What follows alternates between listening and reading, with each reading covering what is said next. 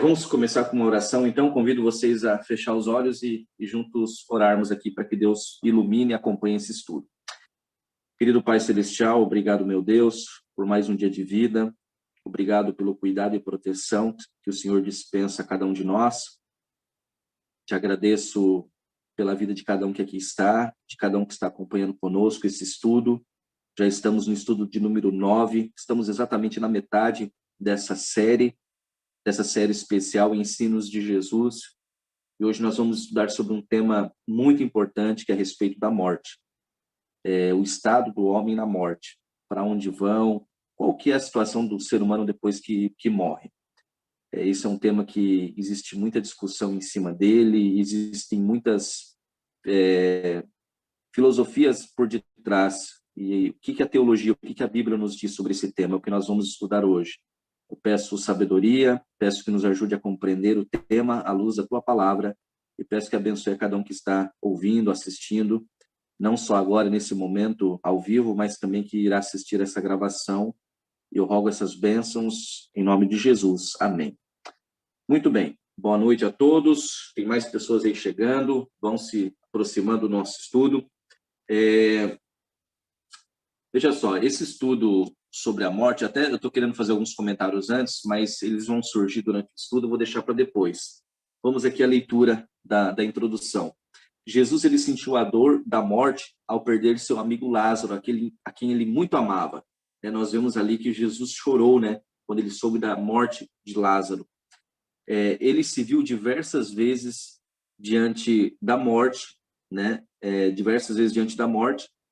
e por seu poder e ordem trouxe Lázaro de volta à vida. Também ressuscitou o filho da viúva de Naim e a filha de Jairo. Ele mesmo provou a morte, mas ressuscitou ao terceiro dia. Por isso, Jesus tem todas as respostas a respeito desse tema intrigante. E nesta lição nós aprenderemos o que a Bíblia ensina sobre o estado dos mortos. Quando nós olhamos lá para o Jardim do Éden, Satanás, ele personificado através da serpente, ele conta a primeira mentira. A primeira mentira foi a respeito da morte, inclusive. Quando ele chega ali para a serpente, e no versículo 4 do capítulo 3 de Gênesis, diz a serpente, a mulher, é certo que não morrereis. A primeira mentira do diabo foi justamente sobre a questão da morte. Em outras palavras, Eva fala para a serpente, não, desse fruto a gente não pode comer, e Satanás ali através da serpente questionando, não, ao contrário, vocês serão como Deus, os olhos de vocês se abrirão, o que Deus disse que vocês vão morrer de jeito nenhum, é certo que não morrereis. Então, esse tema da morte, ele é contraditório, e ele contradiz a palavra de Deus. Então, vamos aqui construir o nosso pensamento a respeito desse assunto. Como sempre, se você tiver uma dúvida, tiver um questionamento, eu estou aqui com o olho no Zoom, no YouTube, e se aparecer alguma pergunta aí, rapidamente a gente vai lá e lê a sua pergunta e busca respostas para ela, tá bom? Na Bíblia. E a primeira pergunta do guia de estudos é a seguinte: aqui Jesus comparou a morte de Lázaro, nesse texto ali que nós acabamos de mencionar. Olha a comparação que Jesus faz sobre a morte. Ele compara a morte a um sono. Tendo dito isto, acrescentou: nosso amigo Lázaro adormeceu, mas vou para despertá-lo. Então os discípulos disseram: Senhor, se dorme, está salvo. Jesus falava da morte de Lázaro, mas eles pensavam que estivesse falando do repouso do sono, desse sono que a gente dorme aí, no outro dia desperta. Mas Jesus também estava comparando a morte a um sono. Jesus, ele comparou a morte a um sono. O apóstolo Paulo fez o mesmo nesses textos que aparecem na sua tela. 1 Coríntios capítulo 15, versículo 6, 1 Tessalonicenses capítulo 4, versículo 13 e 14. Paulo fala a respeito da morte como um sono. E quando dormimos, talvez 7, 8 horas, durante a noite, nós não percebemos a passagem do tempo. Assim acontece com os que morrem. Eles fecham seus olhos e os abrem na ressurreição, como se apenas um instante tivesse passado. Jesus mesmo declarou: não vos maravilheis disto, porque vem a hora em que todos os que se acham nos túmulos ouvirão a sua voz e sairão. São João capítulo 5, versículo 28. Os salvos na ressurreição da vida e os perdidos na ressurreição do juízo, né? Estou tentando lembrar aqui se a gente já fez esse estudo sobre a ressurreição. Deixa eu até olhar aqui no guia de estudos. Vai ser o próximo. O próximo, nós vamos tratar mais a respeito disso. A Bíblia ensina que haverá duas ressurreições. A primeira ressurreição é a ressurreição dos salvos. A segunda ressurreição é a ressurreição daqueles que morreram, mas se perderam, não aceitaram a graça de Cristo. Então, todos aqueles que morreram em Cristo, aceitaram a Jesus, eles vão ressuscitar na primeira ressurreição. E essa primeira ressurreição, ela acontece na volta de Jesus. Quando Jesus voltar, os túmulos se abrirão daqueles que estão salvos e eles serão transformados, obviamente, terão seu corpo transformado e subirão ao céu com Cristo, certo? Então, por isso que Jesus compara a morte a um sono, porque haverá um despertar, certo? Vamos aqui pensei que já era a pergunta número 2. Olha esse comentário. Mortalidade ou imortalidade? Muitos creem na doutrina da imortalidade da alma. O que essa doutrina ensina? 2 pontos básicos. O primeiro, a alma existe de modo independente do corpo. E segundo, após a morte do corpo, a alma permanece viva. Nesse segundo ponto, há divergências de pensamentos. Primeiro, alguns creem que a pessoa foi boa, sua alma vai para o paraíso e recebe a recompensa. Se não foi tão boa assim, deve ir para um lugar intermediário, né? Que é chamado de purgatório, para ser purificada. E assim ter direito ao céu. Se foi tremendamente má, ela vai direto para o inferno, que seria um lugar de tormentos eternos. Outra divergência, né? Outros creem que logo após a morte, a alma vai ao encontro de Deus e recebe de imediato a recompensa da vida eterna. E ainda há os que creem que após a morte física, a alma se reconfigura em outro ser, o que é conhecido como a doutrina da reencarnação, certo? Então, até aqui nós vimos alguns pensamentos, né? Esse último é um pensamento espírita, né? De que o ser humano morre, mas ele se reencarna em outra pessoa, de que nós somos já a reencarnação de vidas passadas. Gente, isso aqui não é um ensinamento bíblico, nós vamos ver o que a Bíblia ensina a respeito desse ponto, certo? Desse ponto. Deixa eu ver, parece... imaginei que tinha chegado alguma pergunta aqui. Bom, nós já estudamos aqui a respeito da volta de Jesus. E a Bíblia fala em Mateus, em Apocalipse, que quando Cristo voltar, ele vai dar a recompensa a cada um segundo as suas obras. Você pode conferir isso em Apocalipse 22, versículo 12, e em Mateus 16, verso 27. Então, se Jesus vai, na sua volta, dar a recompensa, mas e esses que já receberam a recompensa? Então, veja como que é divergente essa doutrina. Eu já vou adiantando para você. Nesse estudo, nós iremos aprender o que a Bíblia ensina. O ser humano, ele morreu, ele está no pó da terra descansando. Descansando. Por exemplo, eu acabei de mencionar que a Noeli aqui, ela conheceu minha mãe. Minha mãe já faleceu, minha mãe faleceu em 96, dia 1º de fevereiro de 96. A Noe hoje mora nos Estados Unidos, mas nós somos do Mato Grosso, né? Nós nascemos lá e ela trabalhou com a minha mãe, conheceu minha mãe. Por que eu estou mencionando isso? Porque às vezes chega o Dia das Mães, recentemente nós tivemos o Dia das Mães, né? Ou chega o aniversário da minha mãe, ou a data da morte dela, são datas assim que deixam a gente um pouco para baixo, né?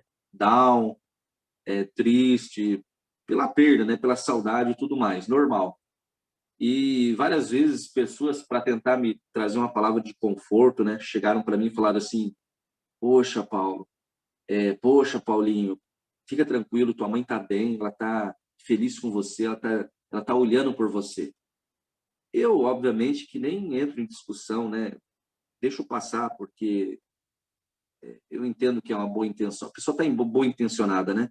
Mas eu sei que minha mãe não está em lugar nenhum. Minha mãe dormiu no pó da terra. Ela está aguardando a ressurreição quando Cristo voltar, né? A gente tem esperança de que ela morreu em Cristo. Então, eu espero que ela ressuscite na primeira ressurreição. Mas ela não está em lugar intermediário algum, não existe essa questão. Eu vou até adiantando para vocês que essa questão da dicotomia entre corpo e espírito, ela foi criada, ela é mais uma filosofia do que uma teologia. Aliás, ela é totalmente filosófica. Foi criada com Platão, né? E Platão que fez essa separação entre que o ser humano é tridimensional, né? Corpo, a alma, espírito, enfim, e que isso são coisas separadas. Se o corpo morre, o espírito permanece. Não. A Bíblia nos ensina que nós somos um ser holístico, integral, né? O termo, nós já vamos ver esse texto, acho que a próxima pergunta, não é a próxima ainda, onde fala lá em Gênesis que o ser humano soprou o fôlego de vida no ser humano, ele se tornou alma vivente. Em outras palavras, uma melhor tradução seria ser vivente. Então, eu e você, nós somos uma alma. Nós não temos uma alma, nós somos uma alma. Bom, daqui a pouco a gente vai poder esmiuçar isso aí um pouquinho mais, falando da criação,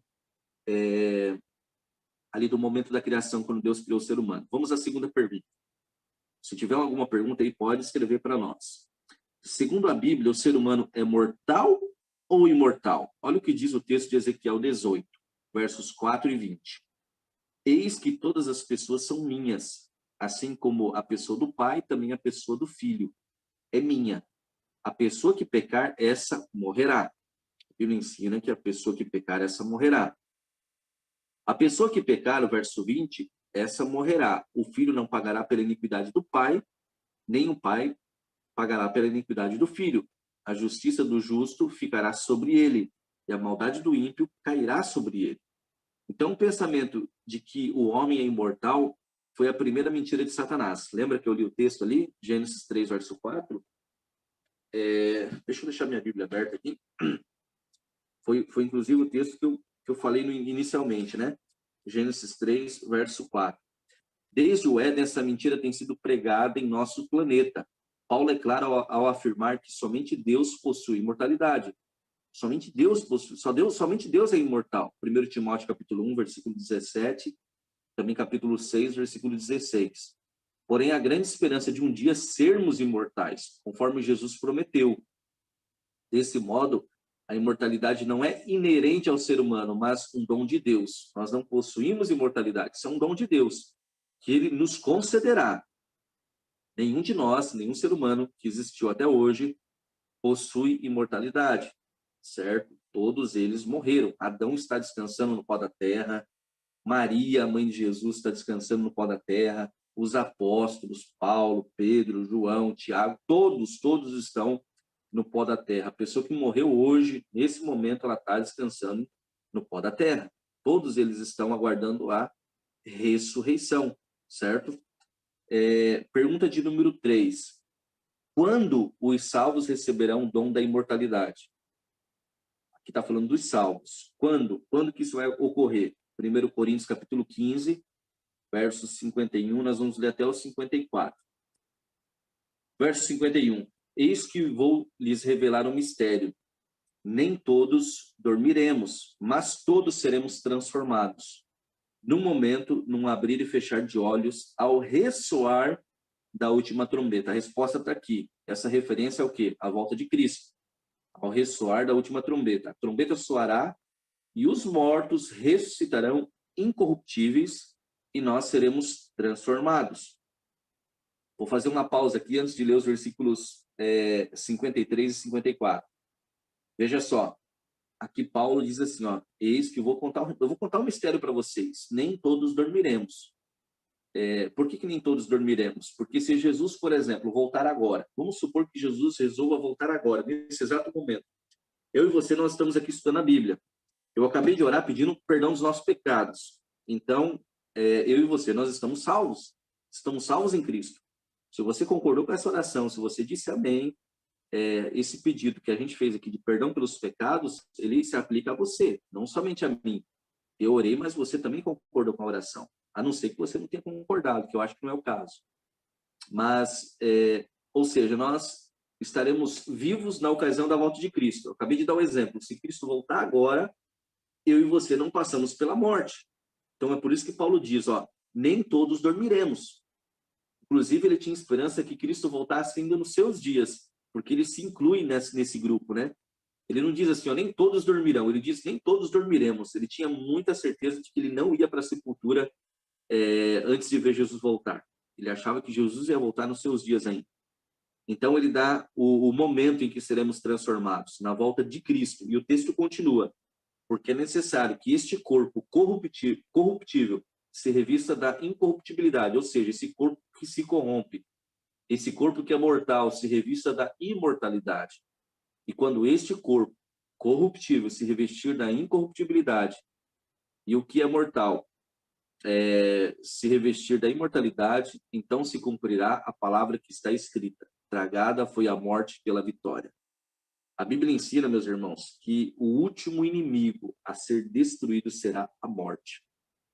Por isso que o texto termina dizendo que tragada será cumprida a morte, né? De que será tragada a morte, perdão, será cumprida a palavra, né? De que será tragada a morte pela vitória, ok? A imortalidade, ela será concedida somente no dia da volta de Jesus. O que dizer, então, do relato bíblico do ladrão da cruz? Ele não teria ido para o céu no mesmo dia de sua morte? Não foi isso que Jesus prometeu? Bom, de fato, não foi isso. Não foi isso. Em primeiro lugar, Jesus não foi para o céu naquele dia. Ele morreu na sexta-feira. Ele subiu após sua ressurreição. E, em segundo lugar, Jesus foi claro ao afirmar que os salvos só receberão a recompensa no dia de sua vinda. Está aqui os dois textos que eu mencionei no início. Mateus 16, 27, Apocalipse 22, 12. Então, esse é um texto muito discutido, né? Porque se você muda a vírgula de lugar, o texto ele muda o sentido. Quer ver? Eu vou tentar explicar aqui para vocês. Ó, eu vou falar de um jeito, depois eu vou falar de outro jeito. Eu vou ler o texto nas mesmas letras, mas eu vou mudar a vírgula de lugar. Olha como que uma vírgula faz a diferença. Ó. Jesus olha para o ladrão, depois que ele se arrepende, né? E diz assim, ó: em verdade, te digo hoje, estarás comigo no paraíso. Olha onde eu coloquei a vírgula. Depois do hoje, né? Verdade, te digo hoje, vírgula, estarás comigo no paraíso. Agora eu vou mudar a vírgula. Ó. Eu vou falar a mesma frase, só que mudando a vírgula. Em verdade te digo, hoje estarás comigo no paraíso. Eu disse a mesma frase, só que eu só mudei a vírgula. Em verdade te digo. Em verdade te digo, vírgula, hoje estarás comigo no paraíso. Então perceba como que mudou o sentido da frase. Na primeira menção, na primeira frase que eu usei, ficou o sentido de que aquela verdade estava sendo dita aquele dia. E a promessa era de que ele estaria no céu. Mas não falou que seria no mesmo dia. E agora, trocando a vírgula de lugar, né, que algumas traduções elas já foram corrigidas para evitar esse erro, na segunda dá o sentido de que o ladrão estaria naquele mesmo dia com Jesus no céu. Verdade te digo, vírgula, hoje estarás comigo no paraíso. Perceba, só a mudança da vírgula já muda o sentido da frase. Só que no grego koiné, no grego em que foi escrito o Novo Testamento, as palavras não têm vírgula. E também não é só não ter vírgula, elas são juntas. Então nós temos que olhar o contexto. É por isso que esse argumento, para mim, ele é o mais forte que existe. Jesus ele morreu na sexta. Então, se fosse realmente isso que ele estivesse dizendo, que naquele dia o ladrão ia estar com Jesus no céu, Jesus foi mentiroso, porque ele não foi para o céu. Ele só ressuscitou no domingo. Entende? Então, ele não foi para o céu naquele dia. Até um outro argumento corroborando com esse, quando as mulheres vão, as Marias, né, elas vão tocar em Jesus, quando elas encontram Jesus lá no jardim, lá no momento ali que ele ressuscitou, elas vão tocar em Jesus e Jesus diz assim, o que ele diz? Não me toque porque eu ainda não subi para o meu Pai. Ou seja, ele não foi para o céu. Então esse é o argumento que já, para mim, já fecha totalmente essa questão da morte, né? O ser humano não morre e vai para o céu, certo? E se Jesus estivesse dizendo isso, estaria contrariando toda a Bíblia, toda a sua palavra, que a Bíblia é a palavra de Deus. Muito bem. Ficou tranquilo até aqui? Deixa aí um joinha, um ok. Se não entendeu, fala aí. Quer que eu volte uma explicação? Fica à vontade, tá bom? Enquanto isso, eu vou avançando aqui. Pergunta de número 4. Como a Bíblia descreve o estado dos mortos? Nós vamos ler dois textos. O primeiro deles legal, obrigado aí, Graziele, pelo joinha, né? Salmo 6, verso 5. Olha o que diz o Salmo 6, verso 5. Pois na morte não há recordação de ti. No sepulcro, quem te dará louvor? Aqui o salmista está dizendo, né, que na morte não há recordação. Não há nenhum tipo de recordação. Em Eclesiastes capítulo 9, versículo 5 é dito: porque os vivos sabem que hão de morrer, mas os mortos não sabem nada. Não tem recompensa nenhuma, né, para receber, porque a memória deles jaz no esquecimento. O morto não sabe nada, gente. Esses dias ontem eu estava vendo uma reportagem, na hora do almoço, de um jovem, né, que foi morto ali há um tempo atrás, um jovem de 20 anos, né, foi morto ali a pauladas, acho que foi em Curitiba, em região metropolitana, não sei. E daí os parentes dizendo assim, ó, ele estragou a vida do meu sobrinho que morreu, né? Aí eu pensei comigo, na verdade, ele estragou a vida dos parentes, né? Estragou a vida do tio ali que estava sofrendo, do irmão que estava sofrendo, dos pais, da mãe que estava chorando, porque na realidade, claro, interrompeu os sonhos daquele jovem, interrompeu a vida daquele jovem, mas estragou na realidade a vida dos outros, né? Que ficam ali sofrendo, porque a pessoa que morre, ela vai para o pó da terra. Acabou, para ela acabou tudo. As decisões que tinham que ser tomadas já se encerraram. É por isso que nós falamos, né, que se você precisa tomar a decisão lá de Cristo, tome agora. Porque, primeiro, você não sabe o dia da sua morte, eu não sei o dia da minha morte, e também nós não sabemos quando Jesus vai voltar. É por isso que a Bíblia nos ensina a estar preparados a todo instante, porque a senha lá pode chamar teu número agora, né? E a gente não sabe, e a gente nunca sabe, certo?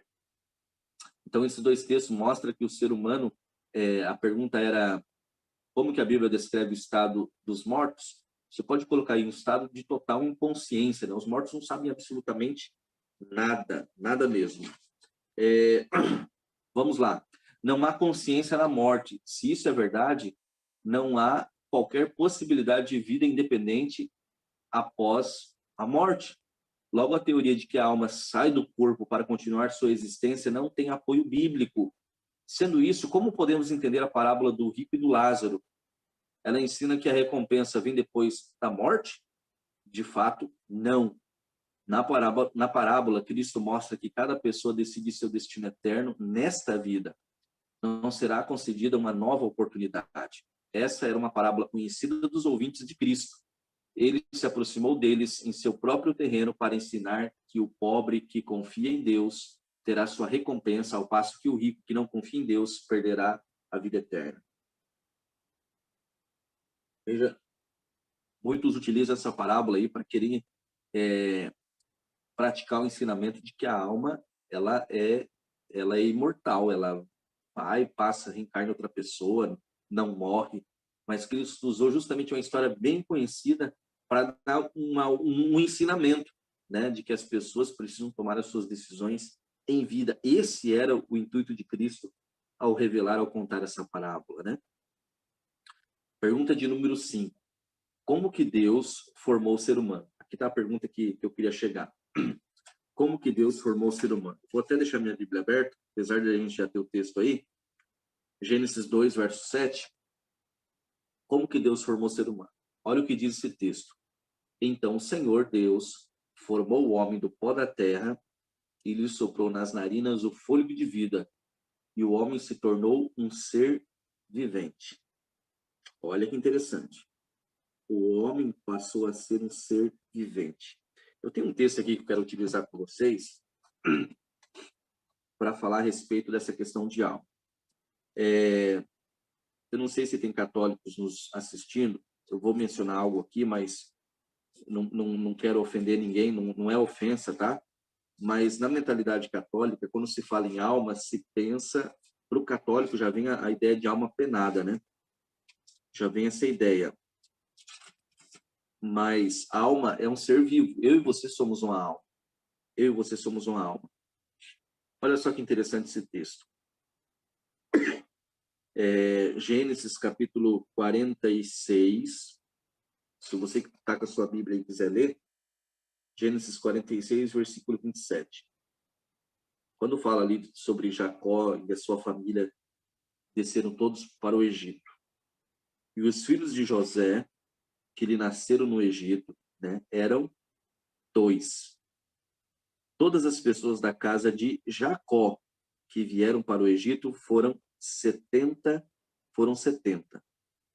Olha só, todas as pessoas da casa de Jacó que vieram para o Egito foram 70. Olha o que diz Deuteronômio, uma outra linguagem, a mesma coisa. Deuteronômio capítulo 10, versículo 22. Aqui diz que eram 70 pessoas, né? Deuteronômio 10, 22. Com 70 almas, teus pais desceram ao Egito. E agora o Senhor teu Deus te pôs como a estrela dos céus em multidão. Aqui, em Deuteronômio 10, 22, fala de 70 almas. Pô, mas será que 70 Gasparzinho, né? 70 fantasminhas que subiram ao Egito? Aí é por isso que eu li o texto de Gênesis 46, versículo 27. Eram 70 pessoas. Ou seja, olhando ali para Gênesis 2, verso 7, Deus ele pega um boneco, ele forma um boneco, aquele boneco, e nós temos os elementos que tem a terra, né?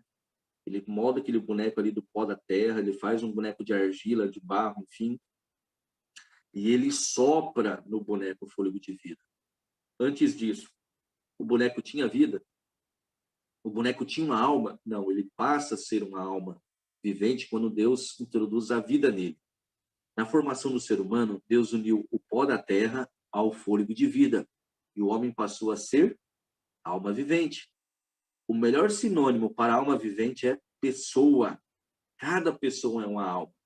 Alguns pensam que cada pessoa tem uma alma, mas isso é incorreto. Nós não temos, está até em itálico aí, nós não temos uma alma. Nós somos uma alma. É o correto, mas não. É o correto a se dizer. É como eu pegar uma lâmpada, né? Eu pegar uma lâmpada e colocar ela na eletricidade. O que acontece? Vida, luz. Então, o corpo sem vida, ele é uma lâmpada sem energia. A partir do momento que conecta no fôlego de vida que Deus dá, só Deus pode dar, aí a vida. Então, daí se torna realmente uma lâmpada, né? Que dá luz, certo? Pergunta de número 6. O que acontece na morte do ser humano? O que acontece na morte do ser humano? Nós vamos ler 3 textos aqui. O primeiro deles, Gênesis 3, 19. No suor do teu rosto você comerá o seu pão, até que volte à terra, pois dela você foi formado, porque você é pó e ao pó voltará. Que é quando Adão e Eva eles caem, né, no pecado, e é lançada uma maldição sobre a serpente, sobre a mulher e sobre o homem. E aqui o homem, a maldição que é lançada, né, é que no suor do rosto agora ele vai comer o seu pão. E diz que depois ele vai morrer, né? Depois ele vai morrer e ele vai voltar onde? Da onde ele veio. Ele vai voltar ao pó da terra. Olha o que diz o Salmo 146, versículo 4. Esse versículo inteiro é a resposta, por isso que eu deixei ele inteiro em vermelho. Sai-lhes o espírito e eles voltam ao pó. Nesse mesmo dia acabam todos os seus planos. Acabou. Na morte, acabou. Esse negócio, a gente respeita, é óbvio, né? Mas a missa de 7º dia, né? É uma missa para interceder pela pessoa que morreu. Não tem como, acabou. Depois que morreu, não tem mais o que fazer. Se a pessoa não tomou a decisão, ou se ela tomou a decisão, acabou, não tem mais o que ser feito, né? Eu já fiz vários funerais, é a coisa mais triste que para o pastor é fazer funeral. Muito triste, né? E eu falo em todos eles, olha, gente, porque ali tem pessoas que são descrentes, pessoas que creem em outras coisas, né? Pessoas que creem que a pessoa vai para o céu, vai para o inferno, vai para o purgatório. E eu falo para eles, olha, essa cerimônia, esse culto fúnebre, não é para o morto, não é para ele que descansou, para ela que está aqui no caixão, é para vocês. Esse culto é para vocês, porque essa pessoa já selou a vida dela, já fez a parte dela, já tomou as decisões dela, já fez suas escolhas. Agora, quem deve decidir aqui é eu e você. Então, esse culto é para vocês. É em memória do ente querido aqui, do fulano, do ciclano que faleceu, mas o culto é para vocês. É um culto aqui que nós devemos refletir, né? Tomar algumas decisões, certo? Eclesiastes 12, verso 7 diz: e o pó volte à terra, de onde veio, e o espírito volte a Deus, que o deu. Então, o dom da vida volta a Deus, não o ser humano, tá? Almazinha penada. Não, o dom da vida, porque só existe vida, só existe ser vivente, né? Só existe uma pessoa quando existe essa junção do fôlego, que é o dom da vida dado por Deus, e a matéria-prima, digamos assim, né? O pó da terra, ok? Na morte, acontece o processo inverso da criação. Aqui fica muito claro nessa explicação. Qual que é o processo da criação? O pó da terra, né? O fôlego de vida, alma vivente, ser vivente. Na morte, é o inverso. Acontece o inverso. O inverso, né? Na formação do homem, Deus uniu o pó da terra, né? Que é o corpo, e o fôlego de vida, que é o espírito, a consciência, a razão, e o homem passou a ser alma vivente. Na morte, esses elementos se separam e nenhum existe por si. Logo, a consciência ou razão não pode estar ativa, nem viva sem o corpo. E este não pode existir sozinho. Ambos são interdependentes. Um depende do outro. Justamente por isso, Deus é claro em condenar a prática da consulta aos mortos, pois não são eles que respondem, mas espíritos de demônios, operadores de sinais. Deus reprova quando Saul vai consultar Samuel, que já havia morrido, o profeta Samuel, levando ao cartomante. Ali foi o próprio diabo que falou. Porque o diabo ele tem esse poder, gente. Ele tem o poder para fazer aparecer uma pessoa, ter o mesmo cheiro dela, o mesmo tom de voz, contar as histórias que vocês passaram. O diabo tem poder para tudo isso. Mas a Bíblia ensina que o ser humano ele não volta da morte. Por amor a Jesus, por amor à palavra de Deus, por amor a você, não creia nessas coisas. A Bíblia é muito taxativa, inclusive a Bíblia condena quem consulta essas pessoas. Quem consulta videntes, isso não é de Deus, isso não vem de Deus. Isso não vem de Deus, eu te digo com propriedade, isso não vem de Deus. O diabo tem poder para isso. Ele vai fazer, e ele pode fazer isso para enganar as pessoas. Como eu dei o exemplo aqui, né, da minha mãe, eu sei que se minha mãe aparecer para mim, eu rejeito na hora, porque eu sei que é o diabo. É o diabo, porque minha mãe foi pro pó da terra, ela descansou, né? Esse é o ensinamento bíblico, a gente está ensinando a Bíblia para vocês. Concluindo aqui, ó, chegamos à conclusão do nosso estudo. Se por ocasião da morte, uma alma ou um espírito consciente deixasse imediatamente o corpo, indo para o céu, para o inferno, mesmo sem reencarnado, que seria então dos que morreram e já ressuscitaram? Teriam qualquer coisa a nos contar? Na Bíblia há vários casos de pessoas que ressuscitaram. O filho da viúva de Serepta, o filho da Sunamita, o filho da viúva de Naim, a filha de Jairo, Lázaro, Tabita, né, ou Dorcas, né? Tabita significa Dorcas, e Eutico, né? E a pergunta é: a alma dessas pessoas foi imediatamente para o céu ou para o inferno? Relataram algo das coisas gloriosas do céu ou dos horrores do inferno? Não existe registro de terem dito palavra alguma, pelo simples fato de a morte ser um estado de inconsciência, conforme as palavras de Cristo. É um sono. Pensa comigo. Lázaro havia morrido. Lázaro morreu salvo, né? Ele era um amigo de Cristo, ele era irmão de Marta, Maria, ele morava em Cafarnaum. Jesus, quando pregava naquela região, ficava na casa de Lázaro. Ele tinha muito carinho por Lázaro. Jesus, a Bíblia relata que só ressuscitou Lázaro depois de 4 dias. Então, vamos supor que Lázaro tivesse ido para o céu, como ensina algumas religiões por aí.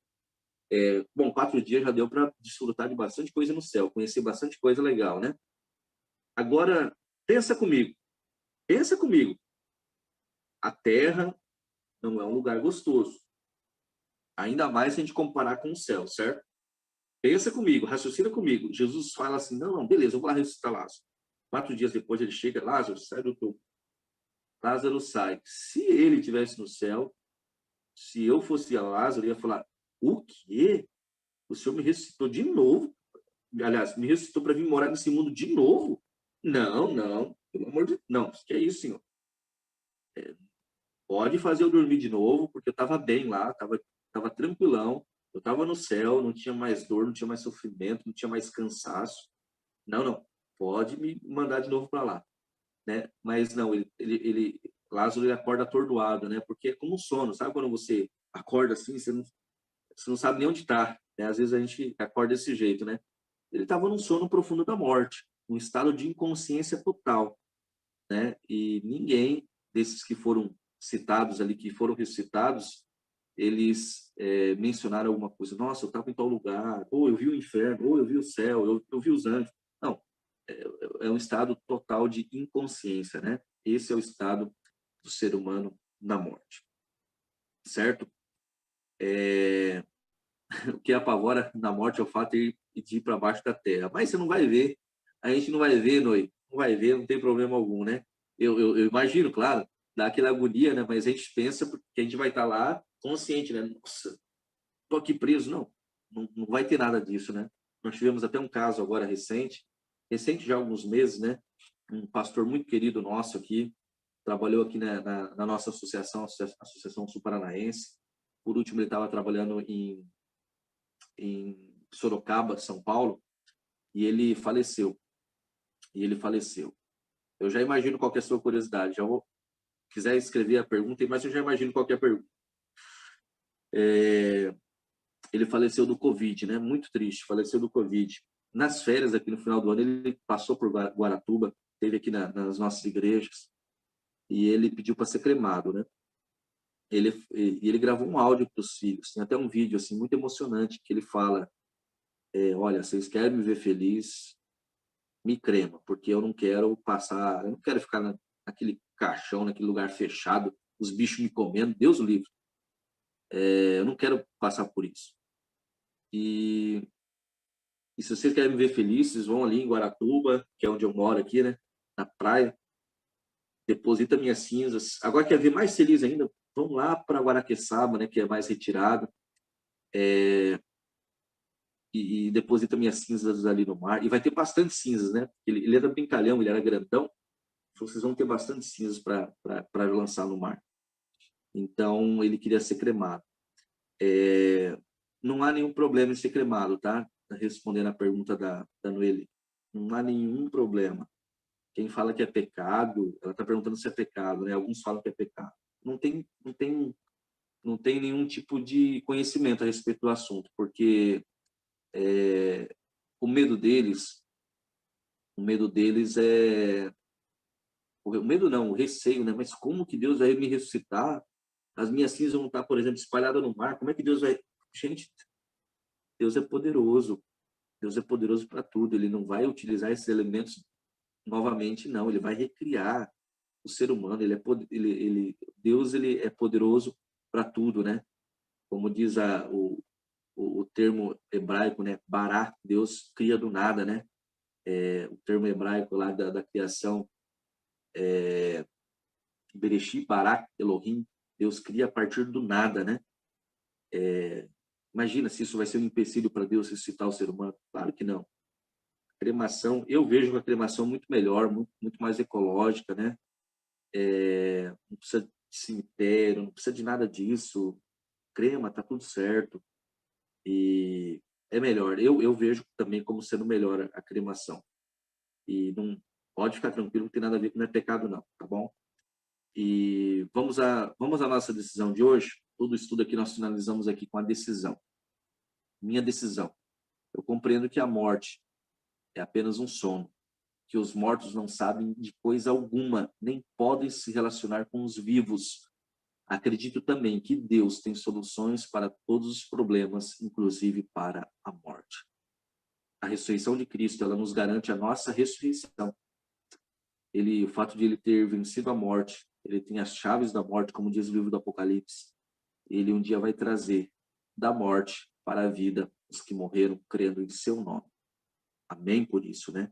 E esse estudo também, eu acho que ele é libertador, porque imagina, Você já imaginou o exemplo que eu dei, né, da minha mãe? Ah, ela está no céu agora olhando por mim. Mas que céu é esse que ela está desfrutando, que ela está olhando para minha dor, meu sofrimento? Você não acha que seria um céu ruim? Lógico, as pessoas que morreram, elas não estão no céu. Há exceções, e a Bíblia menciona de Moisés, Enoque e Elias. Enoque não passou pela morte, Elias também não. Moisés passou pela morte, foi ressuscitado e foi levado por Deus ao céu. Então a Bíblia menciona que esses três estão no céu. Mas fora eles, a Bíblia menciona também aqueles que ressuscitaram com Cristo, mas nós não sabemos os nomes. Mas teve um grupo que ressuscitou junto com Cristo quando ele ressuscitou também. Agora, via de regra, o ser humano não vai para lugar algum, a não ser para o pó da terra, certo?